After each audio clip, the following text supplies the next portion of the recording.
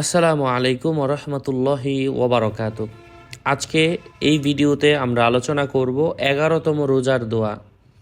11তম রোজার দিন যে দোয়া পাঠ করলে আল্লাহ তাআলা আপনার উপর সন্তুষ্ট হন।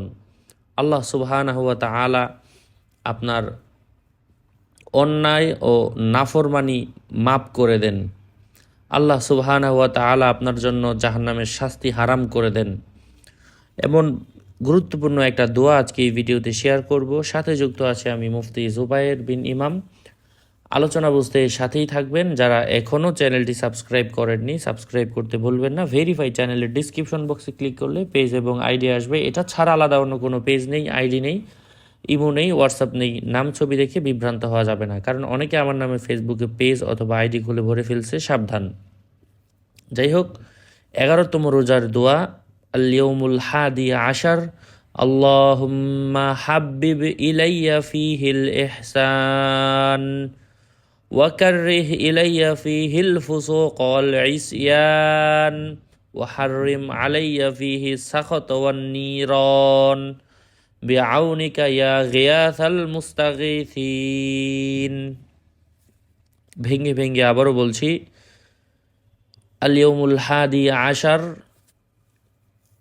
আল্লাহুম্মা হাব্বিব ইলাইয়া ফীহিল ইহসান ওয়া কাররিহ ইলাইয়া ফীহিল ফুসুক ওয়াল ইসয়ান ওয়া হাররিম আলাইয়া ফীহিস সাখাত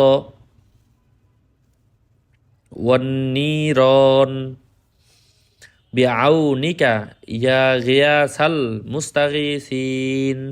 অর্থ: হে আল্লাহ, এই দিনে সৎ কাজকে আমার কাছে প্রিয় করে দাও, আর অন্যায় ও নাফরমানিকে অপছন্দনীয় করে দাও।